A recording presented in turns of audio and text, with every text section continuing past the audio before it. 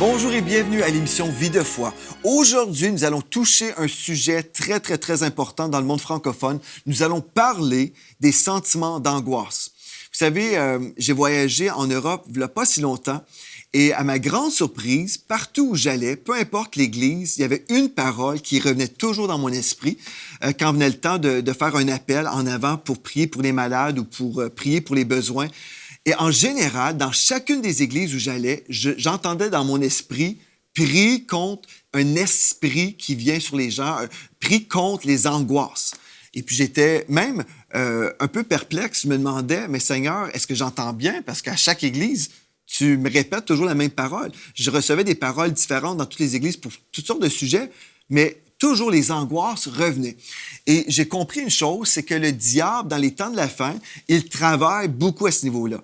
Partout dans le monde francophone, il y a plusieurs chrétiens qui sont angoissés. En fait, c'est une oppression diabolique. Le diable vient et puis il vient limiter la vie des gens. Nous savons que le diable vient nous voler, nous égorger et nous détruire.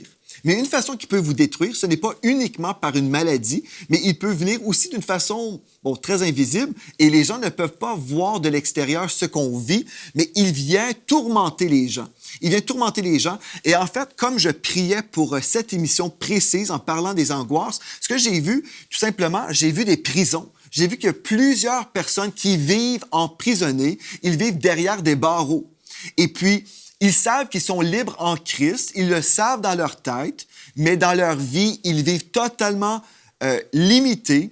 Ils vivent dans une prison et pourtant, Christ a déclaré sur eux qu'ils étaient libres. Et aujourd'hui, peut-être vous êtes cette personne, peut-être vous êtes pris avec des sentiments d'angoisse, peut-être vous êtes dans la crainte constante. Et vous savez, ce n'est pas la volonté de Dieu pour vous. Donc, dans cette émission, on va s'accorder dans la foi vers la fin de cette émission et je vais prier pour vous. Et je crois que le Saint-Esprit va se manifester, il va vous toucher là où vous êtes. Et c'est fini ces temps de vivre dans l'angoisse. C'est terminé d'être tourmenté comme ça et en fait, de se faire voler la vie. Le diable veut vous siphonner la joie de vivre. Vous savez, vous êtes en route vers le ciel, vous êtes un enfant de Dieu, mais s'il peut vous siphonner la joie de vivre, il se réjouit. Et puis, il est gagnant à un certain niveau parce que, savez-vous, vous êtes là, vous êtes neutralisé dans votre vie chrétienne. Au lieu d'aller évangéliser parce que vous êtes pris avec des esprits d'angoisse comme ça, vous êtes limité. Et quand vous croyez, par exemple, toutes sortes de scénarios de mensonges, vous croyez, ah, bien, les gens ne m'aiment pas ou je ne peux pas faire ceci ou cela parce que j'ai trop peur de faire ceci ou cela. Et vous êtes totalement écrasé. Et c'est ça que le diable veut faire. Il veut vous écraser et plusieurs d'entre vous, vous êtes écrasés dans votre vie chrétienne. Vous êtes là, vous existez, mais vous ne vivez pas véritablement. Mais aujourd'hui, vous allez recevoir la parole de Dieu parce que Jésus est venu nous donner la vie. Pas juste l'existence, il est venu nous donner la vie et la vie en abondance. Donc aujourd'hui, c'est votre jour de délivrance. Aujourd'hui, là, c'est fini de vivre toujours tourmenté, écrasé, oppressé, opprimé. Dieu veut que vous soyez libérés et c'est votre jour. Si vous connaissez quelqu'un qui vit des oppressions comme ça, qui vit dans la crainte, qui vit tourmenté, vous pouvez prendre le téléphone maintenant ou envoyer un texto et dites « Tu as besoin d'écouter l'émission Vie de foi parce que c'est un rendez-vous divin pour tous ceux qui sont dans le besoin. » Et je crois que peu importe votre besoin, nous servons le Seigneur Jésus qui délivre. C'est lui le grand délivreur. C'est lui qui guérit. Amen.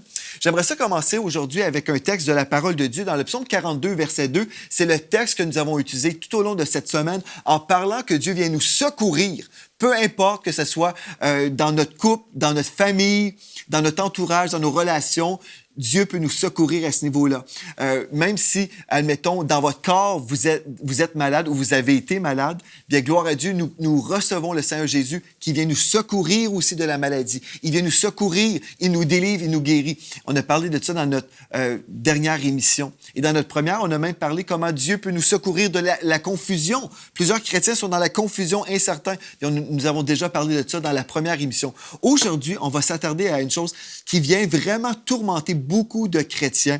Dans le psaume 46 au verset 2, la Bible nous dit « Dieu est pour nous un refuge et un appui, un secours qui ne manque jamais dans la détresse. » Et peut-être vous êtes dans la détresse aujourd'hui. Peut-être vous avez du mal à même sortir de votre maison.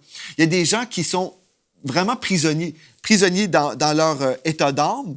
ils ne se sentent pas bien dans leur peau, ils sont angoissés. Et il y en a qui veulent toujours rester à la maison, qui ont même peur de sortir en public, tellement ces angoisses augmentent et tellement les angoisses ont pris trop de place dans leur vie. En fait, vous savez, les angoisses n'ont aucune place dans la vie de l'enfant de Dieu. Si vous avez été angoissé dans la crainte, vous savez, je sais que l'esprit malin veut ruiner votre vie. Mais aujourd'hui, on va voir ce que Dieu dit. Il est pour nous un secours qui ne manque jamais dans la détresse. Et si vous êtes dans le doute en ce moment, est-ce que c'est vraiment ma journée? Est-ce que je vais vraiment tourner la page à toutes ces choses que je vis constamment? Vous savez, il y a des gens, vous ressentez comme une boule à l'intérieur, vous êtes pris, vous êtes écrasé comme ça et vous avez le mal de vivre. Vous êtes comme « Ah, j'aime pas ma vie ». Il y en a même certains qui ont pensé au suicide parce que vous êtes tellement mal et pourtant, vous êtes un enfant de Dieu. Et aujourd'hui, là, c'est votre journée de délivrance. Je le crois de tout mon cœur. Comme je me préparais dans la prière pour cette émission, dans mon esprit, ça disait, il y a quelqu'un ici, là, qui va suivre l'émission et c'est une personne qui veut s'enlever la vie. Parce que la personne est tellement angoissée, elle ne peut plus, elle n'en peut plus, elle souffre de ses angoisses. Bien, le Seigneur Jésus a porté votre souffrance à la croix. Vous n'avez plus à vivre ces angoisses-là. Je suis certain que cette émission est très importante aujourd'hui. De toutes les émissions que j'ai faites, je crois que cette émission va être vraiment puissante pour libérer les captifs. Il y a trop de chrétiens partout à travers la francophonie qui sont totalement neutralisés, écrasés par le diable. Mais aujourd'hui, c'est une journée où mes frères et mes sœurs, vous vous levez dans votre foi et vous allez prendre votre place comme enfant de Dieu. Vous allez vous lever dans votre autorité et vous allez chasser avec moi. Je vais prier avec vous et sur vous. Mais après, là, vous allez demeurer libre. Vous allez vous lever spirituellement et dire non, ce n'est pas mon héritage. Ce n'est pas mon héritage. Je n'ai pas à vivre écrasé et neutralisé et tourmenté. Ce n'est pas mon héritage. Je suis un enfant de Dieu. J'ai été libéré. Le sang de Jésus me libère. Et on va déclarer ce nom aujourd'hui, le nom de Jésus, parce que le diable déteste le nom de Jésus. Et on va même se réjouir aussi. Je sais, c'est une journée de réjouissance, non seulement de délivrance, mais de réjouissance, parce que quand on est délivré, on se réjouit après. Alléluia, c'est bon. Gloire à Dieu. Dans le psaume 34 et au verset 7, maintenant, quand un malheureux crie, l'Éternel entend et il le sauve de toute sa détresse. Donc, il est pour nous un refuge, un appui, un secours qui ne manque jamais dans la détresse. Mais non seulement ça, il entend et il sauve. Dieu n'est pas sourd et muet. Dieu entend et il va vous parler aussi. Il va déclarer des choses sur vous. Et je vais être un porte-parole pour lui dans cette émission. Mais Dieu entend. Si vous êtes là et vous dites, Seigneur, au secours, j'ai besoin de toi. J'ai besoin, Seigneur Dieu, que tu fasses quelque chose dans ma vie. Mais gloire à Dieu, Dieu va le faire.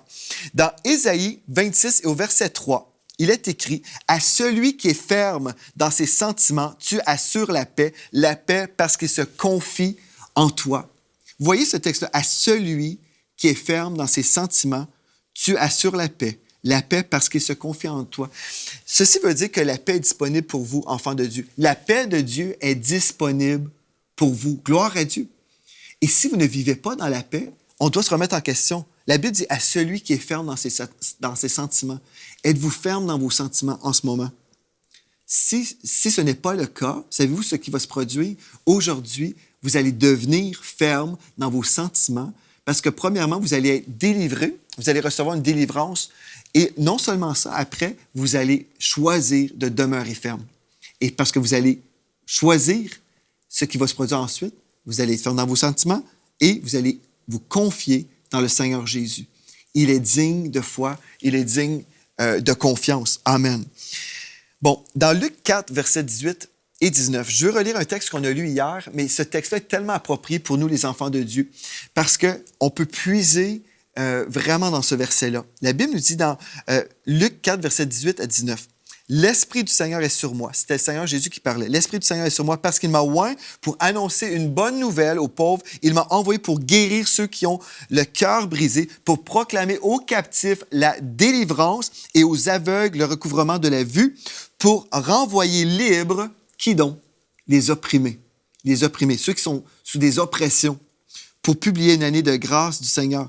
Donc, pour proclamer aux captifs la délivrance. Vous savez, quand vous êtes dans des angoisses comme ça, savez-vous ce qui se passe? Vous êtes totalement angoissé. Et puis là, à cause de ces angoisses qui sont toujours présentes sur vous, vous êtes limité. vous êtes captifs. Et pourtant, Dieu a envoyé son Fils Jésus. Il a annoncé cette bonne nouvelle. Hey, les captifs, vous êtes libérés. Vous êtes libérés. Mais si vous ne l'entendez pas aujourd'hui, si vous avez cru autre chose, aujourd'hui, ce qu'on va voir, on va voir les sources qui ont pu faire en sorte que ces angoisses-là se sont manifestées ou attachées à vous. On va voir. Êtes-vous prêts? Êtes-vous vraiment dans ce désir d'être affranchi aujourd'hui? Je vais voir certaines choses avec vous pour vous aider. Amen? Donc, gloire à Dieu. Donc, dans Philippiens 4 et au verset 6 et 7, il est écrit « Ne vous inquiétez de rien, mais en toute chose, faites connaître vos besoins à Dieu par des prières et des supplications avec des actions de grâce, et la paix de Dieu qui surpasse toute intelligence gardera vos cœurs et vos pensées en Jésus-Christ. » Bon, c'est un texte qu'on connaît tous, on l'a entendu souvent dans des prédications, mais ce texte-là est très important parce que quand on parle d'angoisse, on parle beaucoup d'anxiété, on parle beaucoup d'inquiétude. Les angoisses, en fait, sont là parce qu'on s'est, souvent, c'est le cas, on s'est vraiment inquiété. Et la Bible nous dit très clairement, ne vous inquiétez de rien. Certains chrétiens ont cru, OK, ben ça, c'est un beau passage des Écritures, je ne devrais pas m'inquiéter, puis voilà. Mais la Bible, en fait, nous présente un commandement de Dieu. Ne vous inquiétez de rien. Ne vous inquiétez de rien. Le moment que je choisis de m'inquiéter et je dis, OK, je vais penser à ces choses-là qui sont difficiles, je vais penser négativement, OK, je vais investir de mon temps, de mon énergie, de mes pensées dans un scénario négatif possible, bien, je suis en train de m'inquiéter et puisque je m'inquiète, je suis en train de commettre un péché.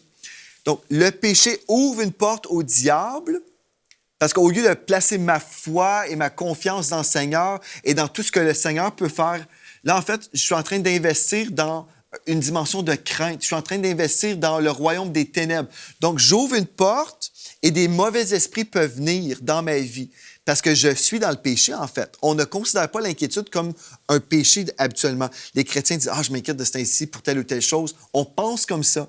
Et on pense que, bien, puisque c'est normal, puisqu'on s'inquiète tous, hein, on s'imagine, bien, puisque tout le monde s'inquiète, pour moi, c'est correct. Mais en fait, c'est un péché, là. Donc, parce que c'est un péché, bien, on ouvre une porte légale au diable. Donc, le diable peut entrer dans notre vie. Et puis là, il peut venir nous harceler. Il peut mettre sur nous des oppressions. Il peut nous empêcher de dormir la nuit. Là, au lieu de vivre dans la paix de Dieu, le texte nous dit « Et la paix de Dieu qui surpasse toute intelligence gardera vos cœurs et vos pensées en Jésus-Christ. » C'est ce qu'on a lu là, dans Philippiens, chapitre 4, verset 7. Il y a cette provision-là, mais la Bible nous dit premièrement « Ne vous inquiétez de rien. » Si je m'inquiète, bien, la deuxième partie, la paix de Dieu, n'en fait pas partie. Vous comprenez? Donc, j'ouvre une porte au diable, je suis tourmenté la nuit, je suis rempli d'anxiété, j'ai du mal à dormir. Toutes ces choses-là, ce n'est pas le plan de Dieu. Et certains vivent tellement d'oppression dans leur vie que finalement, ils veulent même s'enlever la vie parce qu'ils souffrent terriblement dans leur vie. Une des sources, en fait, de ces oppressions-là, c'est de croire et de méditer sur un mensonge et la peur. Dans Jean 8, verset 44, la Bible nous dit « Le diable est menteur et le père du mensonge. Il est menteur et le père du mensonge. » Il est le père du mensonge. Avez-vous déjà remarqué ce texte-là? Donc, le diable est un menteur, oui, nous le savons, mais il est le père du mensonge. Qu'est-ce qu'un père va faire? Un père va enfanter des enfants, n'est-ce pas? Et puis, c'est ça que le diable fait. Il fait des semences de mensonges, mais aussi, sa vie, là, en fait, c'est de multiplier le mensonge. Et quand vous croyez toutes sortes de mensonges, par exemple, vous dites, bien, je ne peux pas aller manger avec des amis parce que personne ne veut de moi, là. Je ne peux pas sortir de la maison parce que les gens vont me voir. Et puis, là, vous croyez des choses comme ça. Là. Il y a des gens, je sais, j'ai connu des personnes comme ça.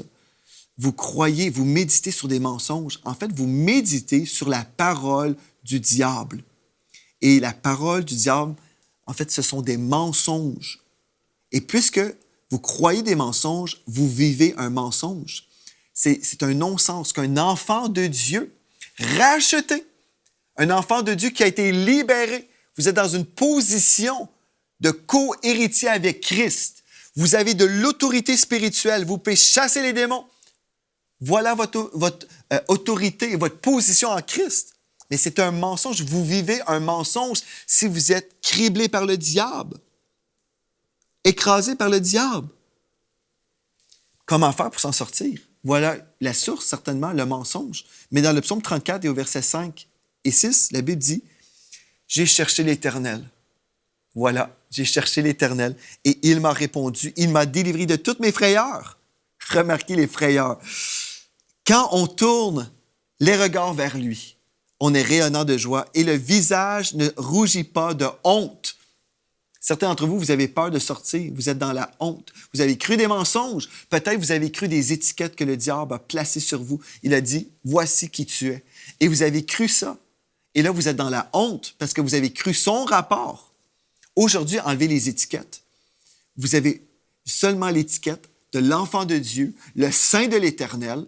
Tout ce que le diable a voulu dire sur vous, c'est un mensonge. Et ce que Dieu dit sur vous, c'est la vérité.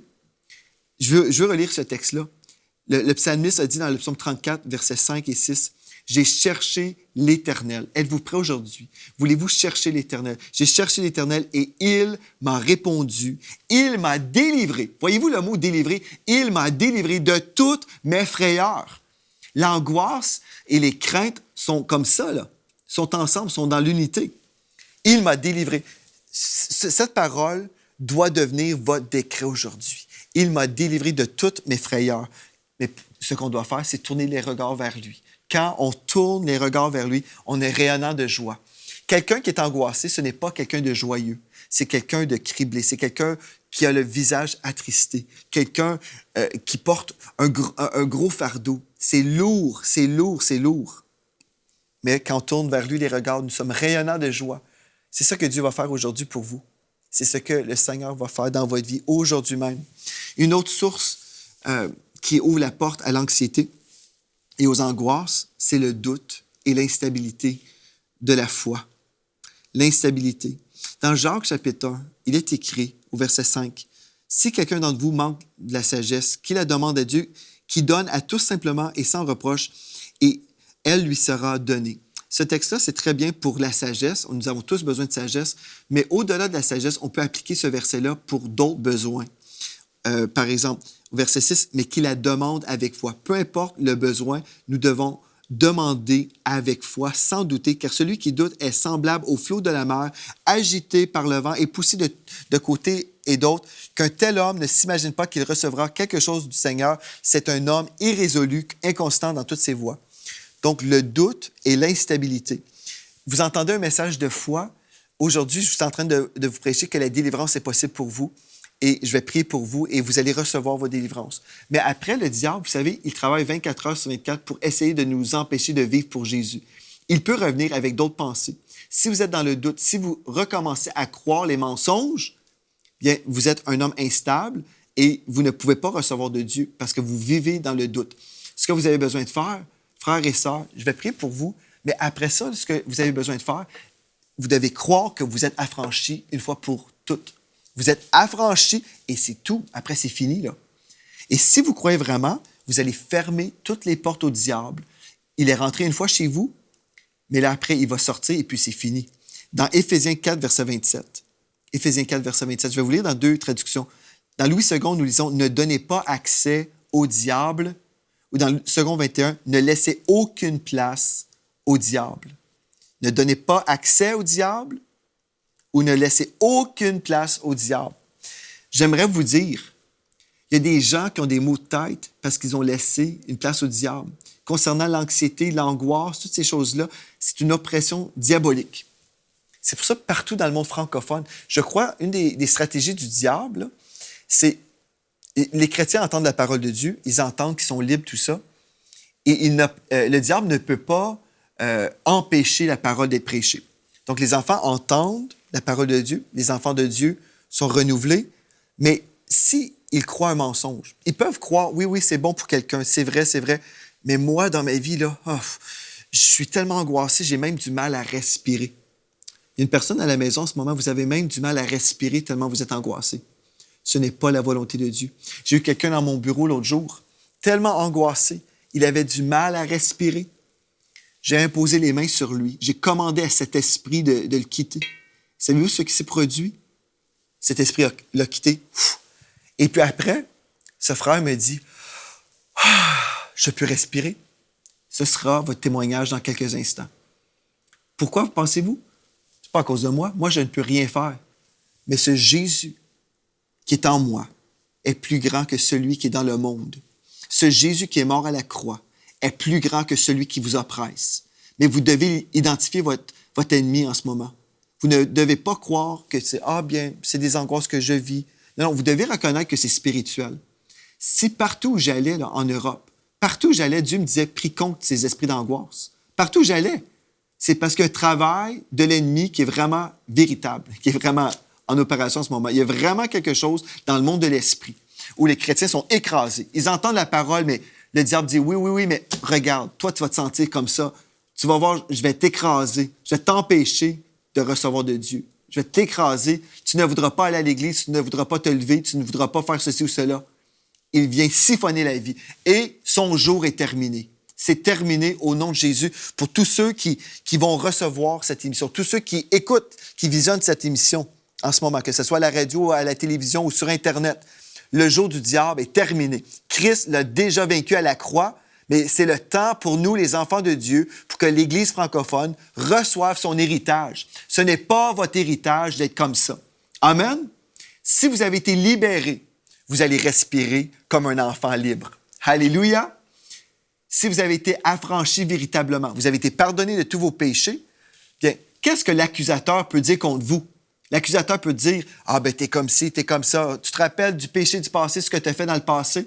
Le diable peut arriver avec toutes sortes d'accusations. Mais si vous avez été purifié par le sang de Jésus, vous pouvez lui rappeler, je suis un enfant de Dieu, je suis pur aujourd'hui. Oui, mais qu'est-ce que les gens vont penser sur toi? Au nom de Jésus, ils vont penser qui je suis en fait. Je suis un enfant de Dieu. Je marche dans la pureté. Je marche dans l'onction du Saint-Esprit. Vous avez besoin de commencer à répondre quand le diable vient vous accuser. Donc maintenant, si vous êtes prêts, frères et sœurs, êtes-vous prêts à vraiment être libres? Voulez-vous vivre encore avec ces angoisses? Voulez-vous vraiment vivre avec des esprits qui vous siphonnent la vie? En avez-vous marre de vivre comme ça? Si vous êtes prêts, joignez-vous à moi. Je vais prier pour vous maintenant. Peut-être vous écoutez cette émission en groupe. Peut-être vous écoutez cette émission avec quelqu'un qui est là, à côté de vous. Vous pouvez imposer les mains. S'il y a quelqu'un dans le groupe qui dirait maintenant, j'ai besoin de délivrance. Ça fait trop longtemps que je vis écrasé comme ça. Là. J'ai du mal à respirer, du mal à dormir, j'ai du mal à vivre. Maintenant, c'est votre jour de délivrance. Imposez les mains aux personnes. Joignez-vous avec moi. Moi, j'étends ma main comme un signe tout simplement que je relâche ma foi et j'impose par la foi mes mains sur vous. Êtes-vous prêts? Je vais prier avec vous maintenant. Père éternel, je prie pour cette personne. Je prie pour cette personne en ce moment qui reconnaît son besoin de toi. Cette personne qui dirait, Seigneur, j'ai besoin de délivrance. Seigneur, tu vois la personne qui a été tourmentée, qui a vécu dans une prison pendant des années à cause de ses angoisses. Seigneur, tu vois le travail de l'ennemi. Seigneur Dieu, tu vois comment cette personne est malheureuse. Elle veut même s'enlever la vie. Et je ressens aussi dans mon esprit, il y a même une personne qui a été accusée par le diable où le diable vous a dit, tu ne peux pas être sauvé.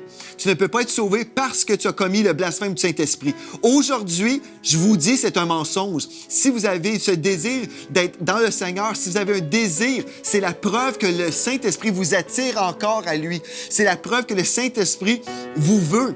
Donc, vous n'avez pas commis le péché du blasphème du Saint-Esprit. Donc, au nom de Jésus, je viens contre ces esprits de mensonges. Je viens contre ces esprits de mensonges qui ont mis des étiquettes sur vous. Ces esprits de mensonges qui ont dit, t'es un moins que rien. Tu ne pourras jamais y arriver. Au nom de Jésus, je viens contre ces esprits qui vous placent dans une prison dans votre demeure, qui vous empêchent de sortir de votre demeure. Au nom de Jésus, je vous commande, esprits méchants, quittez la vie de ces personnes maintenant. Au nom de Jésus. Au nom de Jésus. Et maintenant, j'appelle la provision divine qu'on a vue dans la parole de Dieu, la provision de paix. Tu as dit, Seigneur Dieu, dans ta parole, que la paix serait notre partage. Donc, au nom de Jésus, par la puissance du Saint-Esprit, que la paix de Dieu vienne vous envahir maintenant, dans le précieux nom de Jésus. Que la paix de Dieu vienne maintenant vous toucher, vous rencontrer, vous inonder de sa présence. Alléluia! La paix de Dieu, c'est ça que vous avez besoin maintenant. Recevez la paix de Dieu. Alléluia! Et au lieu d'être revêtu d'un vêtement sombre, un vêtement un vêtement de chaîne, un vêtement lourd. Ce vêtement, au nom de Jésus, disparaît maintenant de votre vie et vous êtes revêtus maintenant. Vous êtes revêtus de vêtements blancs, un vêtement d'onction. L'onction qui détruit le joug. L'onction qui brise ce que l'ennemi a voulu faire contre vous. Et aujourd'hui, vous allez relever la tête. La Bible nous a dit, relevez la tête, tout simplement. Quand on tourne les regards vers lui, nous sommes rayonnants de joie. La Bible nous dit, la joie du Seigneur est notre force. La joie du Seigneur est notre force. La joie du Seigneur est votre force en ce moment. Et c'est cette joie maintenant qui se manifeste en vous. Je déclare sur vous maintenant. Vous avez été angoissé dans le passé. Vous avez été malheureux dans le passé. Vous avez eu le goût de vous enlever la vie dans le passé. Mais l'esprit de mort est chassé au nom de Jésus. L'esprit de mort est chassé maintenant. Et c'est la vie de Dieu qui prend toute la place. La vie de Dieu vous remplit. L'onction de Dieu vous remplit.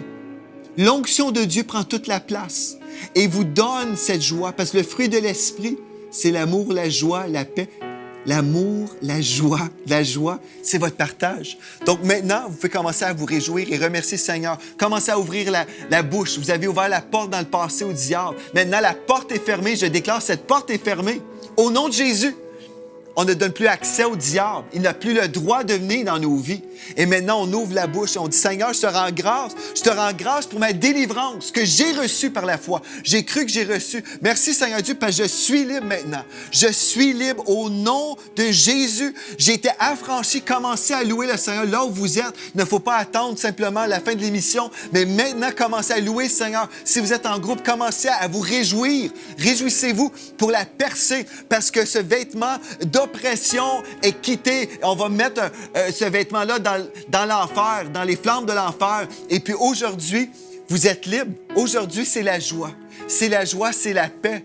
Alléluia, c'est ça que Dieu voulait pour vous. Et là, vous êtes libre pour entrer dans votre destinée. Vous allez faire les choses que vous ne pouviez pas faire avant. Si vous aviez peur de sortir de votre maison parce que vous étiez angoissé, vous allez sortir de votre maison aujourd'hui. Vous allez sortir de votre maison même après l'émission et vous allez relever la tête, vous allez regarder vers le ciel et remercier votre Dieu parce que vous êtes libre. Gloire à Dieu. Si vous aviez peur d'aller au restaurant avec quelqu'un, vous aviez peur d'entretenir une conversation avec quelqu'un parce que vous aviez peur des jugements ou des soupçons, au nom de Jésus aujourd'hui, vous pouvez aller prendre un café avec quelqu'un. Vous pouvez sortir de cette prison parce que vous êtes libre. La porte a été ouverte pour votre liberté. Christ vous a affranchi. Si Christ vous a affranchi, vous êtes véritablement libre. Alléluia. Merci d'avoir été avec nous. Écrivez-moi votre témoignage. Gloire à Dieu. Je me réjouis pour votre percée au nom de Jésus. Amen.